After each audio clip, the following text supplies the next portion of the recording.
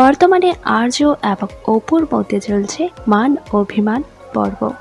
আস্তে আস্তে জমে উঠছে ধারাবাহিকের গল্প। তবে আর্য এবং অপু ছাড়াও আরও একটি চরিত্র মন কেড়েছে দর্শকদের, আর সেই চরিত্রটি হলো সন্তুর। এই চরিত্রে সন্তুর যে নিখুঁত নিষ্পাপতা ফুটে উঠেছে তা হৃদয় স্পর্শ করছে অনেকেরই।